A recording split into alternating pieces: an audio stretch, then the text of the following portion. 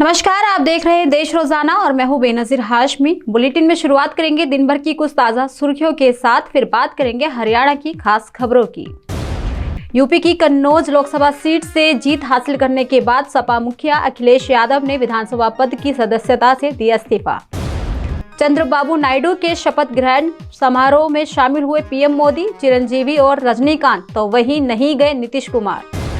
वायनाड में राहुल गांधी ने किया बड़ा रोड शो के दौरान बोले राहुल, कहा वायनाड छोड़ो या रायबरेली, धर्म संकट है, मेरे लिए जनता ही भगवान है। जम्मू कश्मीर में 60 घंटे हुए 3 आतंकी हमले, डोडा में आर्मी चेकपोस्ट पर हुई फायरिंग, 5 जवान घायल, कठवा में हवलदार हुआ शहीद, साथ ही 2 आतंकी हुए ढेर।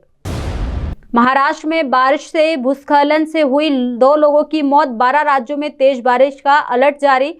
गुजरात पहुंचा मानसून, यूपी बिहार में सीवियर हीट वेव की चेतावनी जारी। यूपी के हरदोई में घटी बड़ी घटना, चलता हुआ ट्रक झोपड़ी पर जा पलटा, एक ही परिवार के 8 लोगों की हुई मौत, ट्रक में भरी हुई थी रेत। हरियाणा के पानीपत की कपड़ा फैक्ट्री में लगी भीषण आग, कई कर्मचारियों के अंदर फंसे होने की संभावना। मौके पर मौजूद लोगों का कहना, फायर ब्रिगेड की गाड़ियां समय पर नहीं पहुंची। उत्तरकाशी गंगोत्री हाईवे पर 60 फीट नीचे जा गिरी बस, रेलिंग तोड़ते हुए खाई में पेड़ से जा लटकी, 3 महिलाओं की हुई मौत, 26 लोग हुए घायल। बात करें शेयर बाजार की तो आज निफ्टी ने 23,441 का ऑल टाइम हाई बनाया, तो वहीं सेंसेक्स में भी 200 अंक से ज्यादा की रही तेजी। सोना फिर एक बार 72,000 के पार निकला, जो 72,160 रुपए प्रति 10 ग्राम बिक रहा, तो वहीं चांदी भी 800 रुपए बढ़कर 91,300 रुपए किलोग्राम तक पहुंची। तो ये थी दिन भर की कुछ ताजा सुर्खियां। अब बात करते हैं हरियाणा की खास खबरों की। हरियाणा में फिर से भीषण गर्मी अपना असर दिखाने लगी है। इसके साथ ही दोबारा से सिंध, बलूचिस्तान और थार मरुस्थल से सीधी पश्चिमी शुष्क गर्म हवाओं ने प्रदेश की तरफ रुख कर लिया है। दरअसल इसके असर से हरियाणा, एनसीआर व दिल्ली में मंगलवार को कई जगहों पर तापमान 45 डिग्री को पार कर गया, जो प्रदेश में सबसे ज्यादा रहा। मौसम विशेषज्ञ ने बताया कि फिर से भीषण गर्मी अपना असर दिखाने लगी है। इसके साथ ही दोबारा से सिंध, बलूचिस्तान और थार मरुस्थल से सीधी पश्चिमी शुष्क गर्म हवाओं ने प्रदेश की तरफ रुख तो किया है। वहीं बताते चले, कल नूह का दिन व नारनौल की रात प्रदेश में सबसे ज्यादा गर्म रही। हरियाणा में बीजेपी के हाथ से गई 5 सीट और पोर्टल को लेकर चल रहे विवाद के बीच कृषि एवं पर्यटन मंत्री कंवरपाल गुर्जर ने जहां लोकसभा चुनाव में हुई कमी के बारे में खुलासा किया, वहीं उन्होंने पोर्टल को लेकर हो रहे विरोध और उसमें सुधार की बात भी दोहराई। बता दें, इतना ही नहीं, विपक्ष की ओर से सरकार के अल्पमत में होने को लेकर दिए जा रहे बयान पर भी उन्होंने पूर्व मुख्यमंत्री को खुली चुनौती दे डाली। साथ ही उन्होंने किसानों की ओर से बीजेपी नेताओं के विरोध को लेकर भी बड़ा बयान दिया।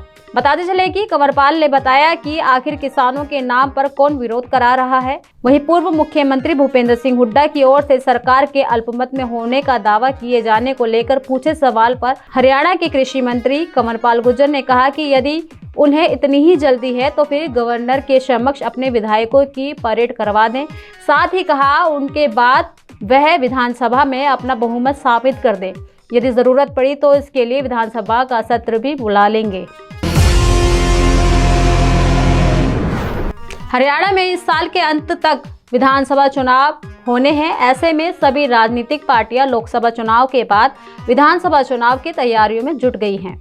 वहीं बता दें कि लोकसभा चुनाव 2024 में हरियाणा की 10 सीटों पर 5 में बीजेपी और 5 सीटों पर कांग्रेस को जीत मिली है, जबकि इससे पहले 2019 के चुनाव में बीजेपी को सभी 10 सीटों पर जीत हासिल थी। दरअसल हरियाणा में कांग्रेस को वोट शेयर में इजाफा हुआ है, तो वहीं जनता जननायक पार्टी को सभी सीटों पर करारी हार का सामना करना पड़ा है।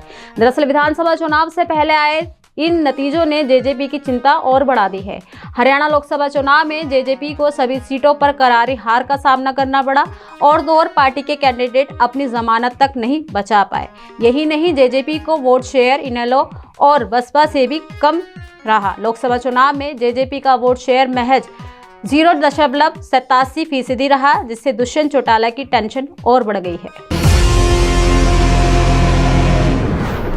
प्रचंड गर्मी के बीच हरियाणा में बढ़ती जा रही रिकॉर्ड बिजली खपत को देखते हुए जहां हरियाणा सरकार 1400 मेगावाट अतिरिक्त बिजली खरीद की तैयारियों में जुटी हुई है, तो वहीं तब तक मांग को पूरा करने और लोगों को बिजली कटों से बचाने के लिए हरियाणा सरकार ने नया फॉर्मूला निकाला है। दरअसल इसके तहत उद्योगों को रात को बिजली आपूर्ति की जाएगी और पिछले साल की तरह इस बार भी खेतों के ट्यूबवेल के लिए दिन में बिजली आपूर्ति देने की तैयारियां हैं।